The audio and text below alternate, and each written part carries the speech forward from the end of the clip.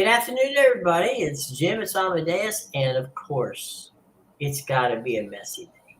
So it's not messy outside, but it will be messy about 90 miles north of here. As he and his Inter Miami team play against Philadelphia. And Amadeus, I know, um, you know, it's going to be fun. They're on the road. They're playing in Philly, and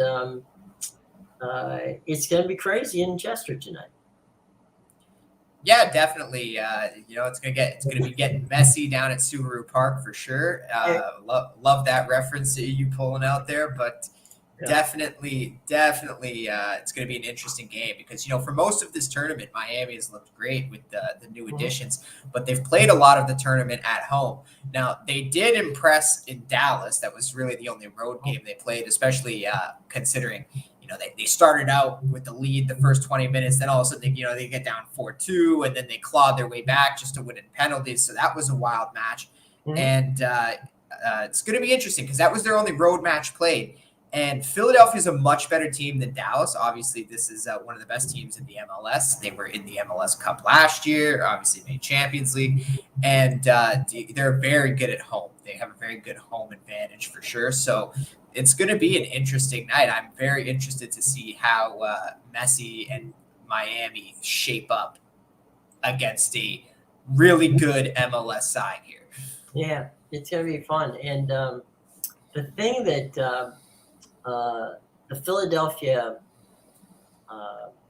owners, as well as the team, and pretty much everybody that has anything to do with Philadelphia, was begging their ticket holders not to sell the tickets to Messi fans, because that's what happened in Dallas. I mean, they literally turned Dallas into Miami West. Well, we're going to see if that happens tonight.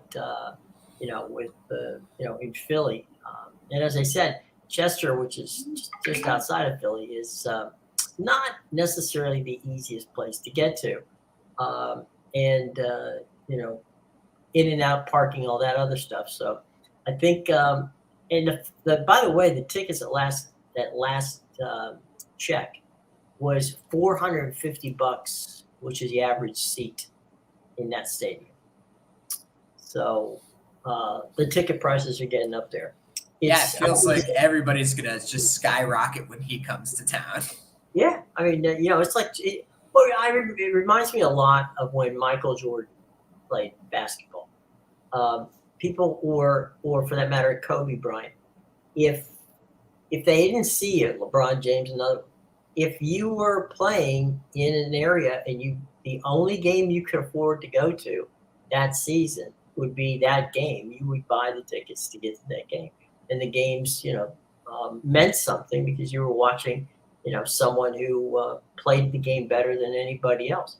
So it's you don't get to see a Leo Messi often. So, if it's there, you got to take that opportunity, especially if you're a fan of his. Yeah, definitely. And I think you could probably expect every stadium is going to do this for sure when he comes to town. It reminds me a lot. I've seen it in other sports too, like specifically in the NHL. There's a lot of Canadians down in Florida. They buy houses, they drive down, they fly down all the time. I know people with houses down in Florida. So yeah, like the Florida Panthers, they're not a popular team now. They've been good over the last 2 years, obviously. But still, like their tickets up to 2 years ago. I haven't checked recently, but they would sell for like $20. You could get in the building, and you get pretty good seats too for less than $50. But when the Leafs came to town, nothing for less than $100. And when Montreal came to town, forget about it, $200 or more. And that's the thing. They're just they know, we got a big Canadian populace. They're going to come to watch their team, so we got to jack the ticket prices up, make some money here. Oh, yeah. Well, I mean, I know that's the case when Montreal and Toronto come to Washington, because everybody. Yeah. And the thing is that in Washington, as is in the case of Tampa Bay, they're sold out. So when you got a sellout, you got a buyer's market. A seller's market at that point. You can sell whatever ticket for whatever price you want, because the only way to get indoors through you. So yeah, when it comes to Washington, everybody wants Toronto and Montreal come and they want to see Ovi play. They want to see though surprisingly, and well, it may not be surprising to you. There's a lot of Toronto and Montreal. Montreal, you can actually take the train from Montreal to DC, and so there are a lot of Montreal fans who come down and watch when Penguins come to town because they want to see Sidney Crosby. So it's an interesting situation.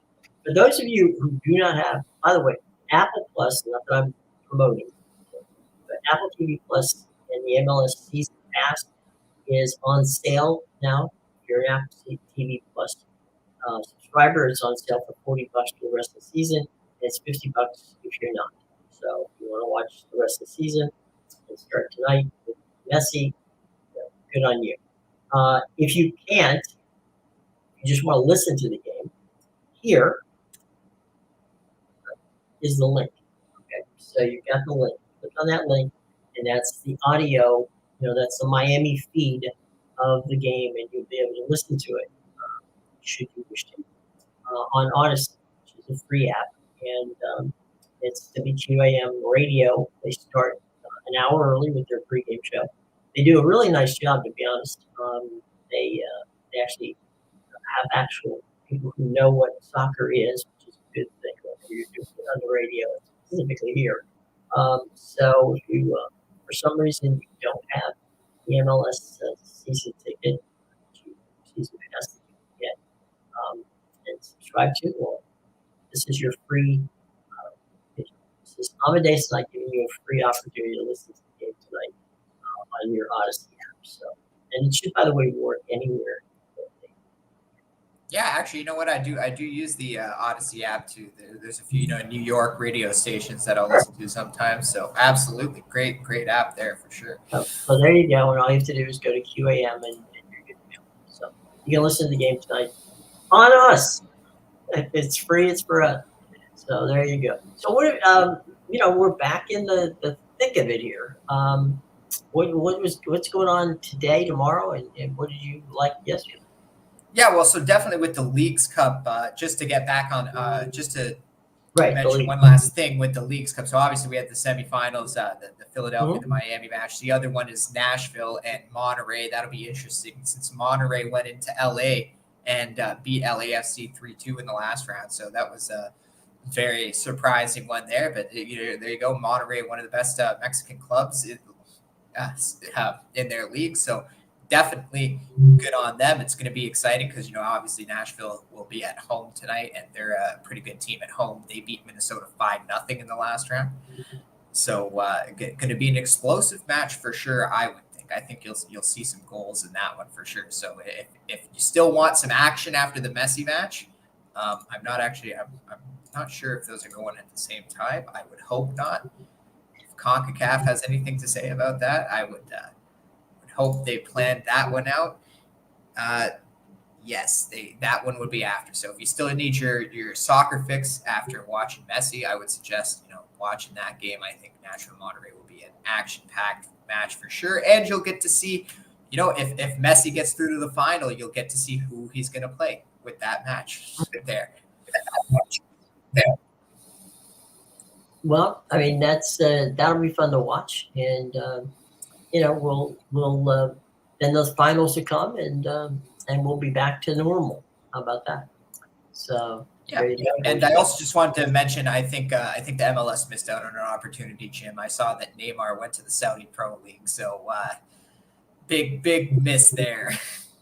You beat me to the punch. I was gonna say, we had him going to Miami, but he's what is it, $300 and some million? Yeah, something massive like this. At least somebody will pay his salary out there, Jim. Yeah. Clearly somebody wants to. Yeah, someone's willing to. It is what it is, but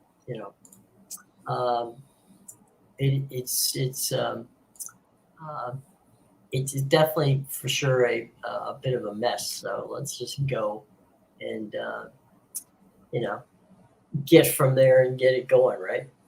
Oh yeah. I mean, it's gonna be fun, that's for sure. So we'll see how that plays out. So now the Champions League's back, and other leagues are back. What should we be watching, paying attention to? I mean, it's early, so it's one of those things where you have to be careful what you see and how you evaluate. From a wagering standpoint, how does that affect your decision on what to who to go to and what to do? Because we're just starting. It's the it's the early part of the season, and so not everybody's there, and also not everybody is playing.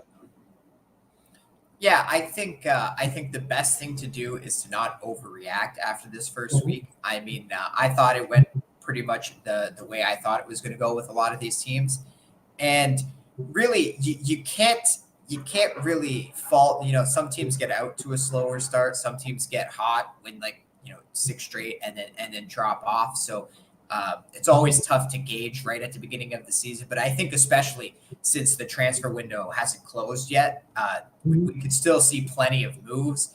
So definitely, at least until the end of August, I would think is when you really want to start buckling down, because once the transfer window closes, at least the teams can't change until about the winter. So after August, the next 2-3 matches are going to be big, because that's when teams know these are going to be our players for the first half of the season until the transfer window opens back up again in the winter. So we need to make this work, and we have to find a rhythm. We have, and that a lot of that's up to the coaches as well. They got to figure out the best starting 11.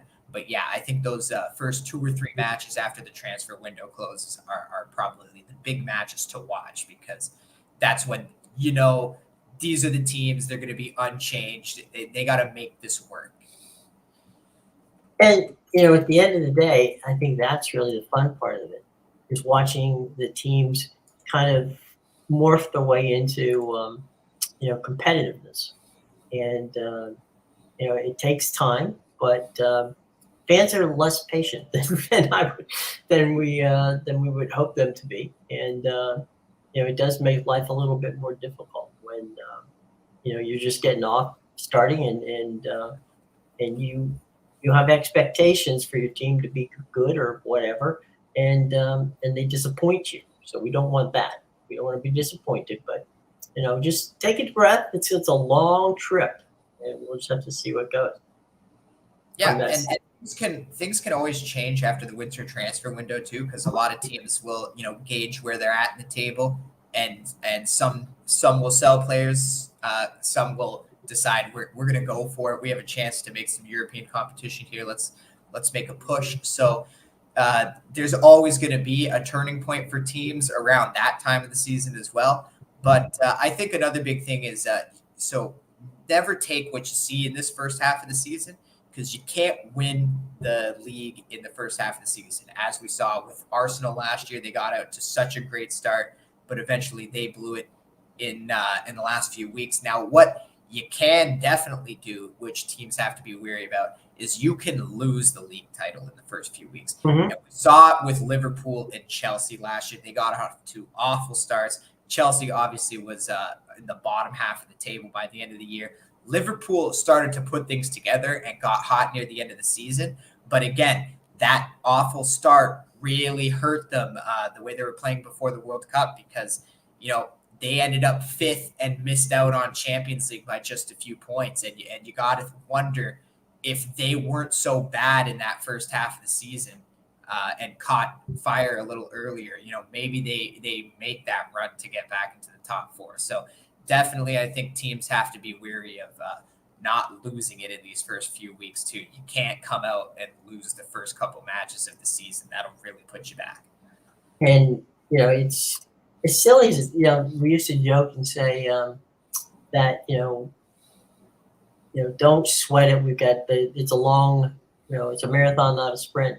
But if you get out there early, and you do, as you say, roll off a few wins. It is something that's going to be good, but you don't want to put yourself in a hole so bad that it's going to take you, you have to play 700 or better to get up on the list. Yeah, So, and I think it's really going to be important this year specifically because the last few years in the Premier League, it's been obviously Man City as the big team, and there's always been another team there. Like, oh, are they going to challenge them this year? They're really good. Like it was Tottenham for a few years when they had won the Champions League and had their run. Then obviously the Liverpool years, the last few years before they fell off last year. So, and obviously it was Arsenal last year. So it's always been sort of like Man City. It's been a 2-horse race, and it's always been Man City and someone else each year in the Premier League. This year specifically, I think we have a very competitive league. Obviously, with the rise of Newcastle, Manchester United being back, they found a way to win yesterday late in that match. Brighton obviously got off. They lost two big pieces in Caicedo and McAllister, and they still came out with a big 4-1 win. Welcome to the Premier League, Luton Town. So they went out and did what they're supposed to do. Fulham got a win on the road at Everton. That was a good team last year. Brentford, they pulled off the draw with Tottenham, so there's going to be a lot of good teams. Chelsea, I don't expect Chelsea to be as bad as they were last year, especially now that they have a direction they're going in. So I think there's a lot of competitive teams in the Premier League this year, and it's going to be a very competitive race for those top 4 spots. And I think, last year we were on Brighton. What do you think of Brighton this time? Are they somebody who you look at and say, well, you know what, they did well last year. I want to keep them in the corner of my eye as the possible, dark horse. Are there dark horses out there that you're looking at and going, I know it's early, but they need to be looked at. Yeah, for sure. So specifically with Brighton, I'm not sure what to make of them. That 4-1 win was nice, but Luton Town is a obviously newly promoted side. It's going to be interesting to see what they do. They could end up just being a yo-yo that goes right back down. So I don't want to judge Brighton off that. It's a great win to start the season, but I'm not going to judge them because Caicedo and McAllister were 2 big pieces that they lost. Now they still have a lot of talent from last year. They got guys like Solly Marsh, Adam Lallana, who missed a lot of the season, my guy Matoma. So there's still a ton of talent there. And Ciso's pretty good as well. So they'll be able to make up for the losses. Obviously, they won't have the same talent, I think, as Caicedo, as losing out on Caicedo and McAllister. But definitely, Brighton's still going to be a good team. I expect them to regress a bit. I expected Fulham to regress a bit this year, but we'll see about that. They looked pretty good in their first match, but then again, they took on Everton, who barely stayed up last year. It'll be interesting to see. I actually took Chelsea at plus 1,200 to win the Premier League. I think they're going to be a dark horse this year, specifically because they sold a lot of their players. They hired Pochettino. They have a direction. They have a solid coach now with a direction they're going in.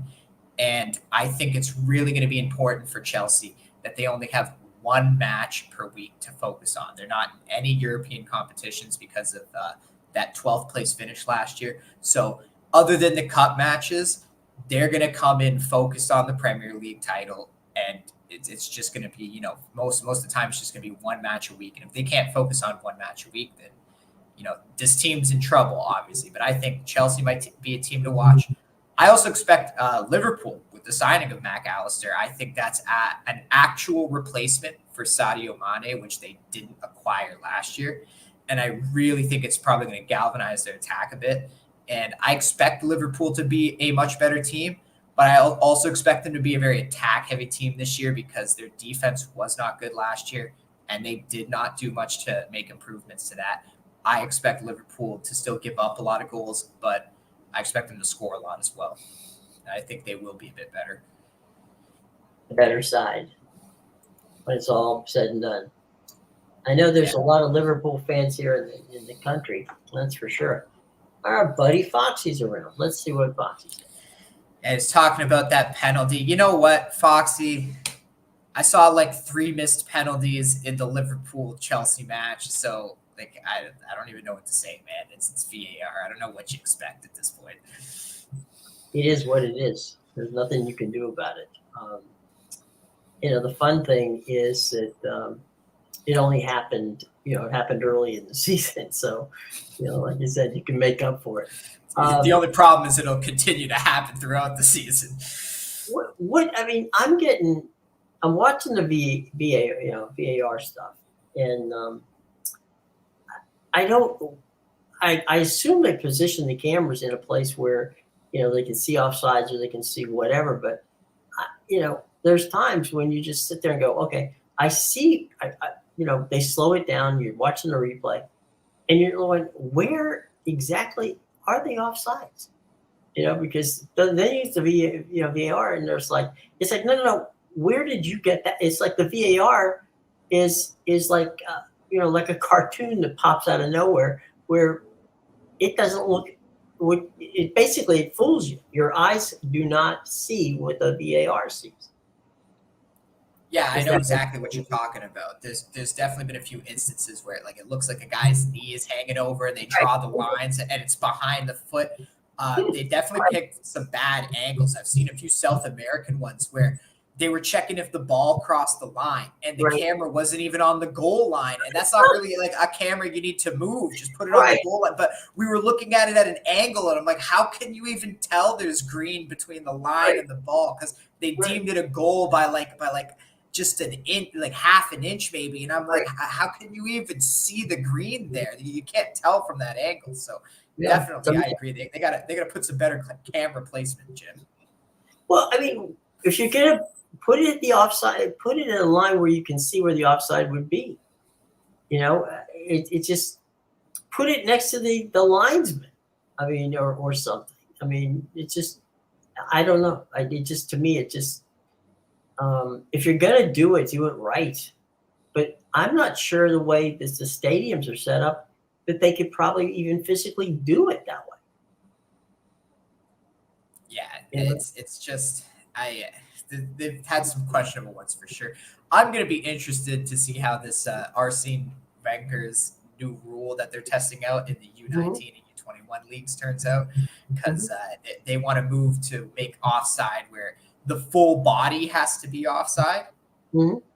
So I think it's definitely going to change the game for sure, obviously, because you're not going to be able to set offside traps the same way. You have to make sure that you catch the whole body offside now. So I want to see, though, how that goes, because obviously they haven't implemented it in the bigger leagues. They're just trying it out. So maybe that will be a fix to VAR.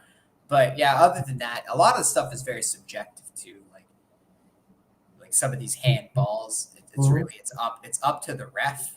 So or who's working in the VAR booth that specific night. So that's the other thing too. It's like, okay, it's nuts, but it's nuts in a the sad thing is that there's literally, and this is why I think a lot of it, there's a number of ways that this has got to be done. Is going to be there and be be done in that regard. It's absolutely silly to think that that's the way it's going to go. I mean, it's crazy, but we're getting a lot of crazy these days. So who's to say, as the old saying goes, right? Who's to say it's crazy? And we'll see. Well, look, we got a couple places to go here. You want to go to the MLB or you want to go to college football?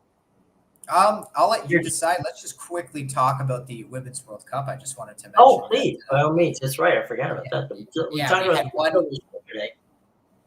Yeah, just because that one's coming to a close soon. We're obviously halfway through the semifinals here. Last night, or I guess this morning at 4 a.m., saw Spain kick out Sweden. That was a wild match. That was 0-0 up until the 80th minute.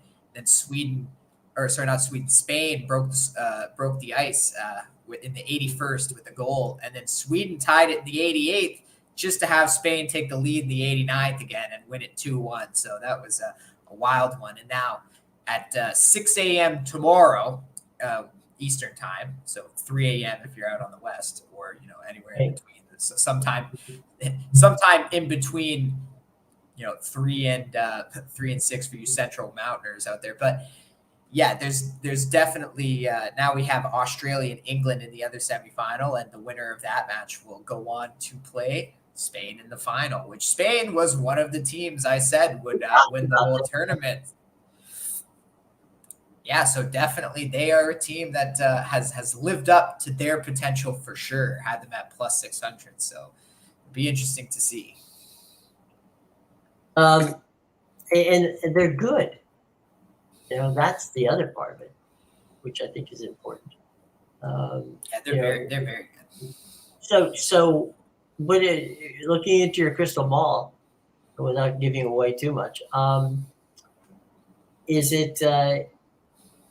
What would be the dream? I guess the dream scenario would be, that they hook up with, with Australia and the Aussies win the title would be the dream. Whether that's going to happen or not, we don't know. But it certainly might very well be the dream for the Australians. Yeah, definitely. If Australia made it to the final, you're definitely going to see a packed house and a wild house for that. It's going to be interesting because England, they haven't looked great in this tournament. They were a team I was down on coming in. The way they won the Euro Cup, they needed tons of extra times and penalties to get by. We've seen them already. They needed penalties for one of their matches against a lesser team. I forget who it was, but yeah, they've had their times. Definitely, 1-0 win over Haiti at the beginning of the tournament. So it'll be interesting because this is basically an away match for them. And Australia has been very good in this tournament. So, that one, like I said, 6 a.m. on the East, if you want to get up and watch that one, it's a pretty reasonable time. Well, that's a reasonable time. Yeah, you can definitely do it. And then the championship will be coming up soon. So, yeah, I think that's Sunday. It's the 20th. It's Sunday. Yeah. Okay. Yeah, it'll be Sunday. And, and then, it's going to be fun. It will be fun to see how it goes. We have a big pressure on Australia tomorrow, playing in front of the stadium. If only Aussies think they should be able to consider. Yeah, that's the other thing. I think Lauren James is still suspended, right, from a red card. I think it was 2 games. Yeah. So she should be. That's a big piece for England. So definitely Foxy's got a point there. Yeah, like I said, Samantha Kerr hasn't played for a lot of it. So definitely I agree with that. The pressure will be on for the Aussies. They're in uncharted territory, obviously. They made history with that last match. So we'll see how they shape up. England's done it before. So they could very well get to the final. They won the Euro Cup just last year. So you never know, right? I mean, it's we can take a look at it and see what goes. But by all means, thanks for reminding me, of course, of that. That's a very important thing to be on tune for. Here is the Women's World Cup. Out of sight, out of mind. Let's go this afternoon. There's no afternoon games in the major leagues. You have the Guardians and the Reds, so the Battle of Ohio. That's a 6:40 start. I'll give you the pictures I've gotten. If you see any different ones, by all means, let me know.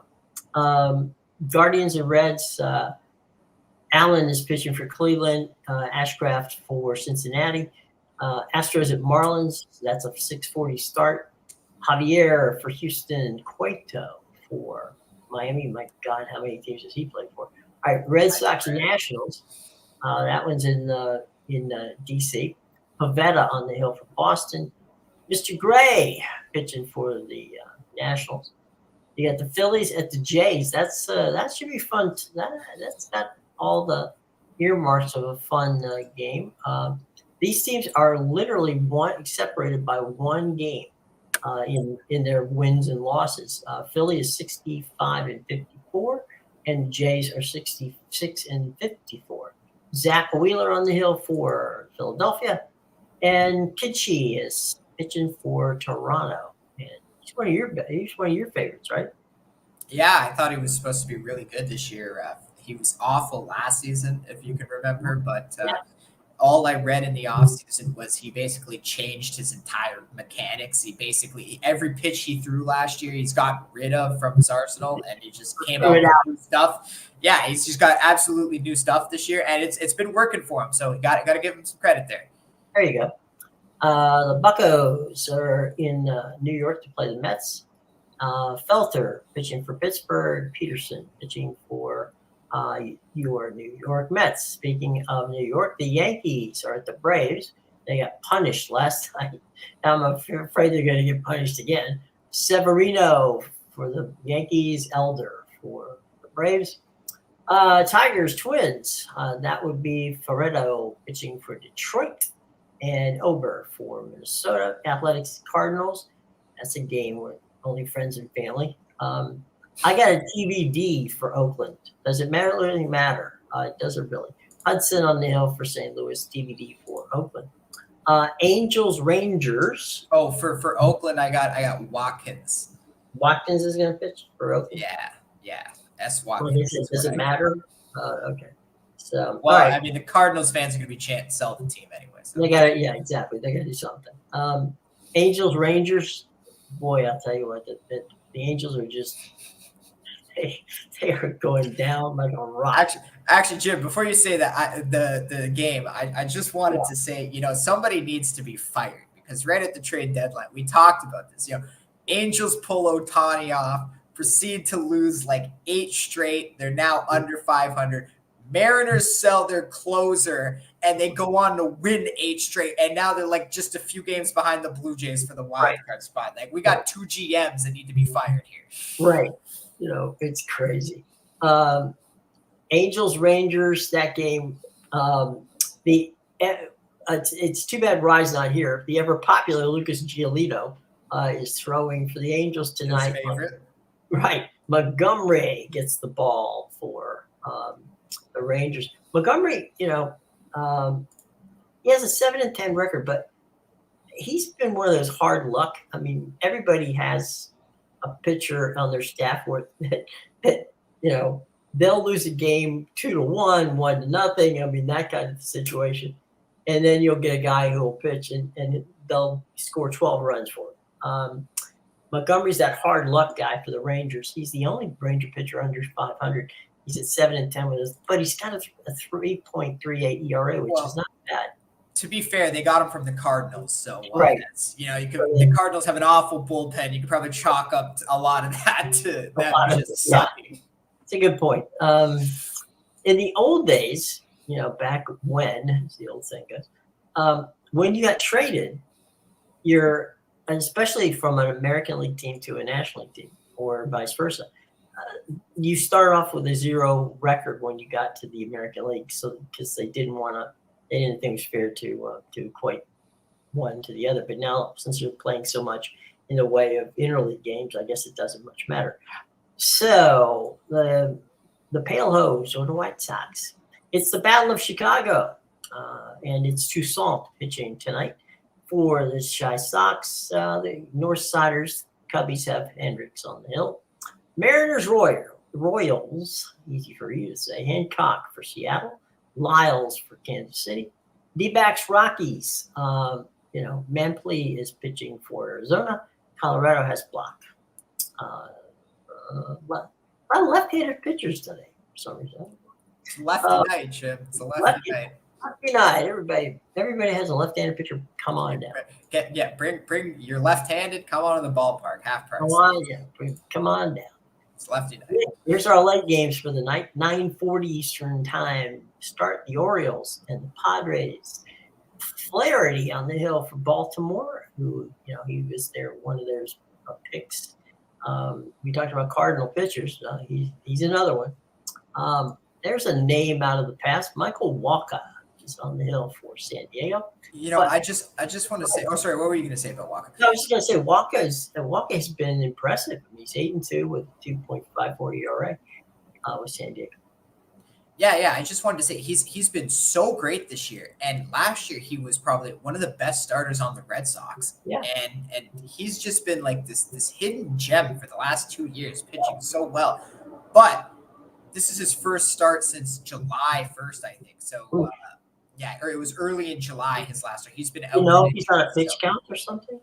I'm not sure about that, but I'm definitely interested to see how he comes out of the gate tonight. Because if he just picks up where he left off, this is a guy to watch for the rest of the season for sure. He's 8-2 with a 2.84 ERA, so he's definitely nails in that regard.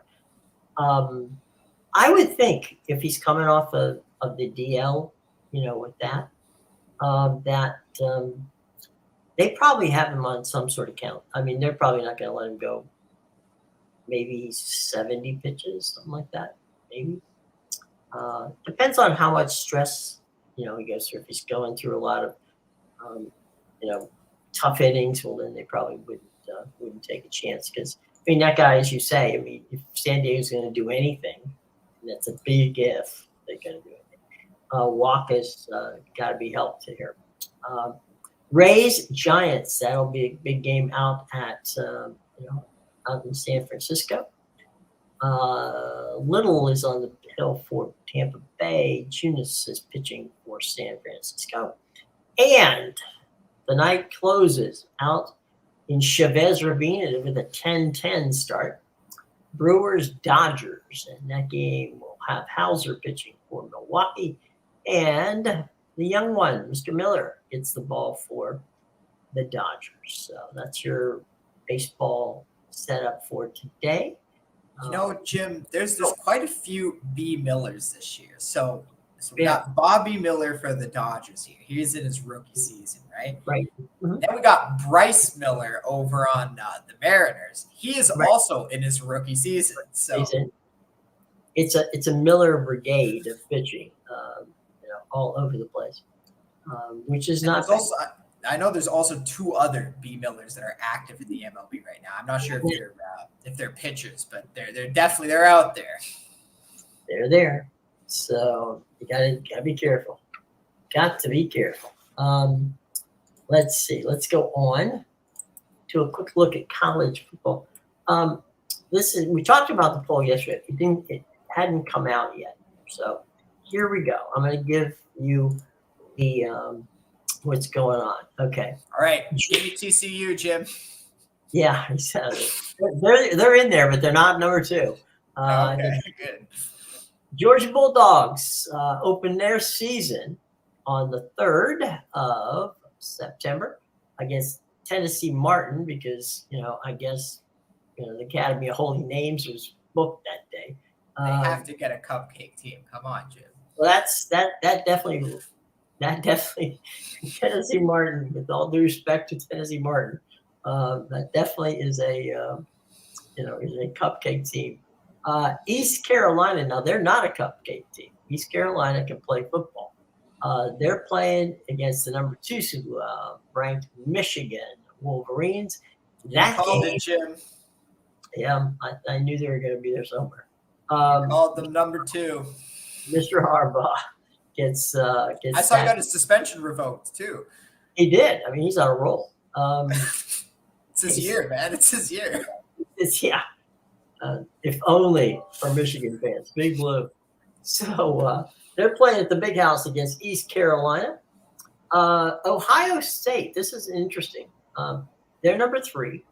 They open on the road, which is a very interesting little.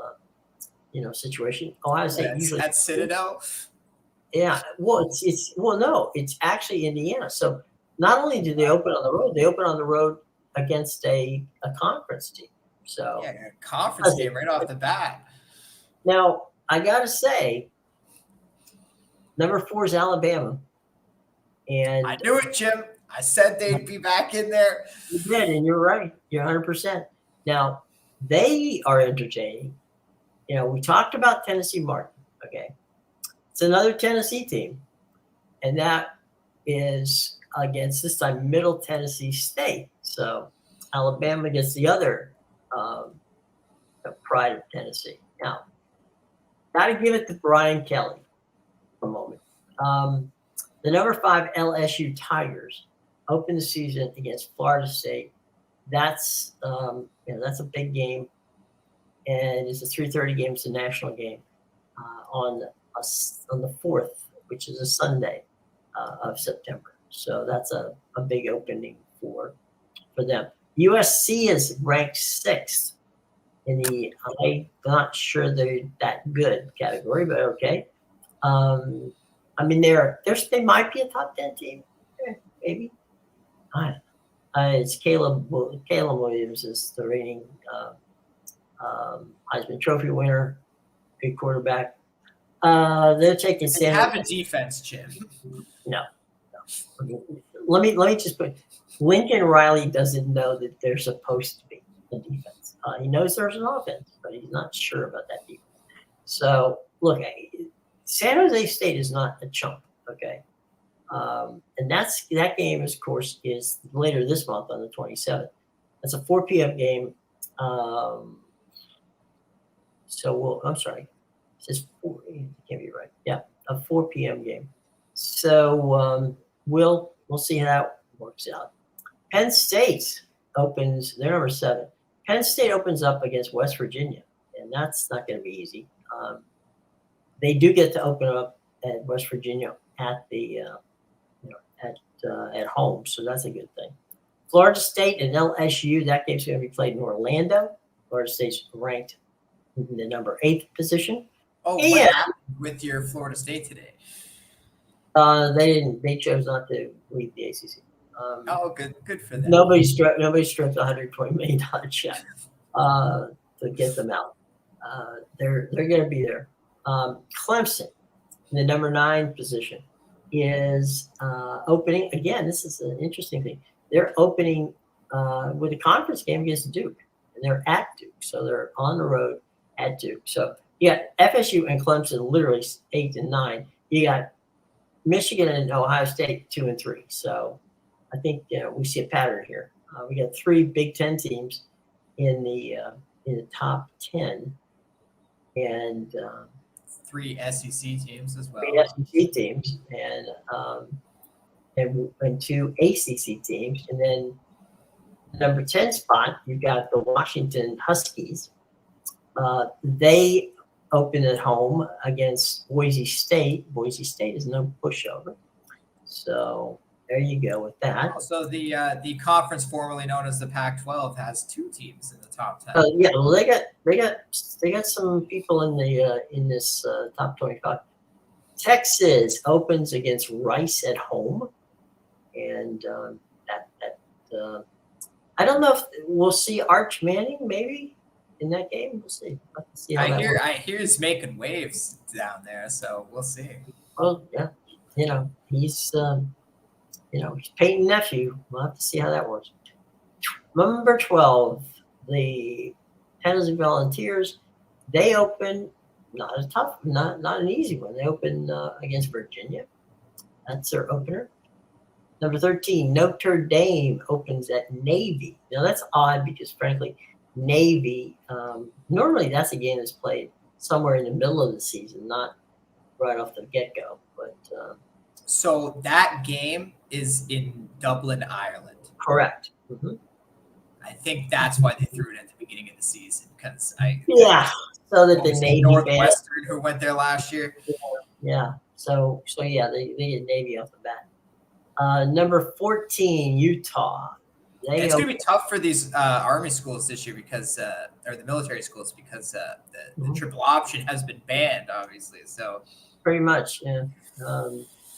Utah opens up their 14 against the Gators. Now the Gators beat them at the Swamp last year, and I understand that Florida is I think the over under on their winning their games won this year is like is actually the lowest it's been like in at least a couple of decades. They're only supposed to win 5.5 games, so that's not a good sign when you're on the road. And what do you think of that, Chip? You're a Gator guy. I mean, everything depends on, this is cliche, but everything depends on Mr. Mertz, the transfer quarterback. and they've got some talent on both sides of the ball. But honestly,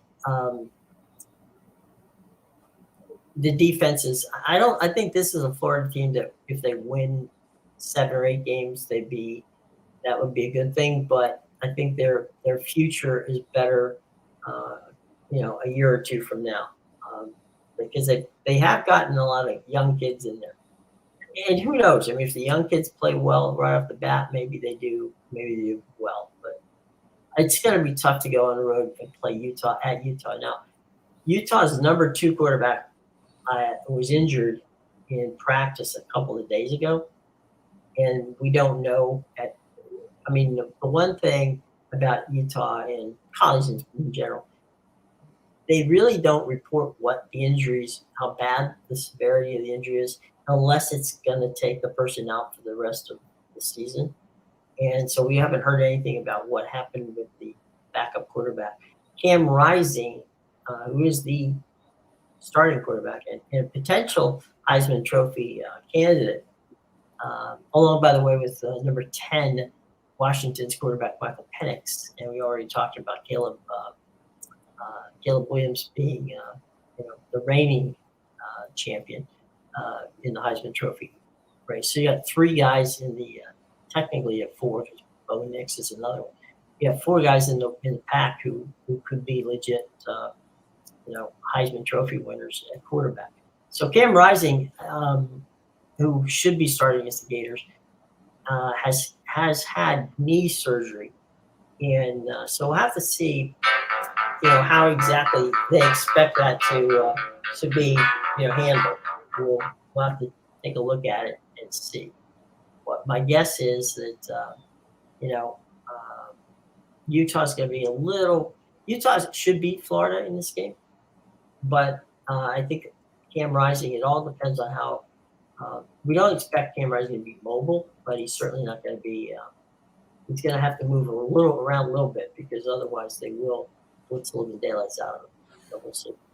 Oregon is at 15. They opening at home against Portland State. Kansas State, number 16.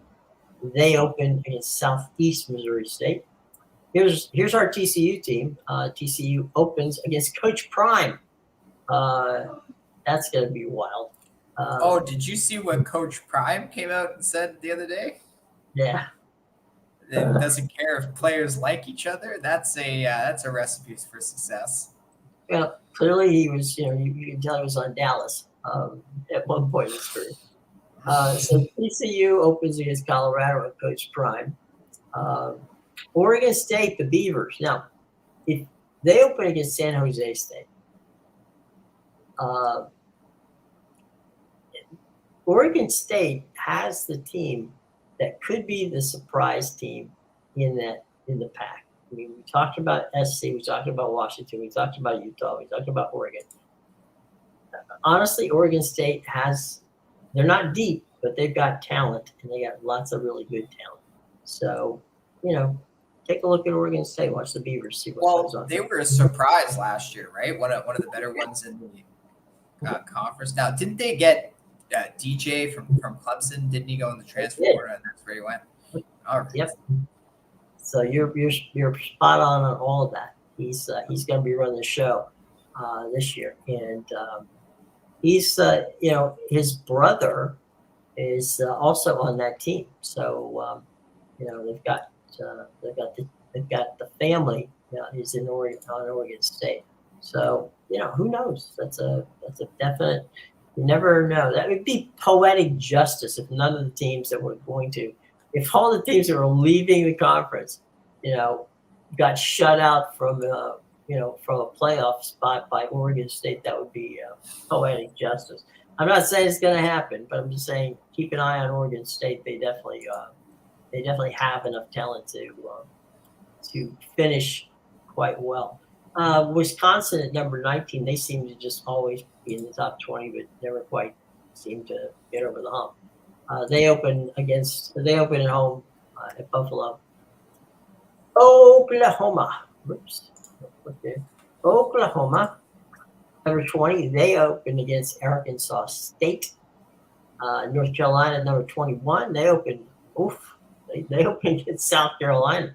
I don't know what scheduler put that together, but it didn't help either of those teams. Those teams are pretty close to even. So, yeah, nobody helped North Carolina on that schedule. So, 22, Ole Miss. They're facing Mercer at home. Texas A&M takes on New Mexico. That game is that's a 20. Texas A&M is ranked 23rd, and New Mexico goes their route. The Green Wave of Tulane, who won the Cotton Bowl last year by beating USC, opens against South Alabama. So that's Tulane. And the final team on our schedule of the top 25 is the Iowa, Hawkeyes. They open against Utah State. That game will be a prime time game on either 5. Well, I guess it would be NBC. So there you go, folks. There's your top 25 in college football. We'll have some predictions for you later, but not yet. There's not. I like to see how how the roster shows up for the first game of the season, right? So we want to know if the quarterbacks are not hurt or any of that sort of situation. So we will be going on and seeing how that works out. But it'll be fun. It's definitely going to be fun to see how that plays out. And there you go, boys and girls. So anyway, Amadeus, let's talk about what's going on with you today. Yeah, for sure. Before we do that, just want to mention one last comment here from Foxy. He was just wondering when the NFL is starting and any dark horses. I believe that starts the September 11th weekend. Yeah, right? it's the week after Labor Day. Yeah, so that it'll start on the Thursday night. Obviously, I forget which match that is. Well, Philadelphia will be playing because that's the defending champions always get. Yeah, so definitely, so that'll start then. And any dark horses, Foxy, we've talked about. I like the Buccaneers at plus 700 to win that division. I'm a big Baker Mayfield guy. The team's really getting behind him from what Jim tells me down there. So I think they definitely have a shot. The Falcons, they got Desmond Ridder and some talent, but they're not that great. Carolina's rolling out a rookie quarterback in Bryce Young.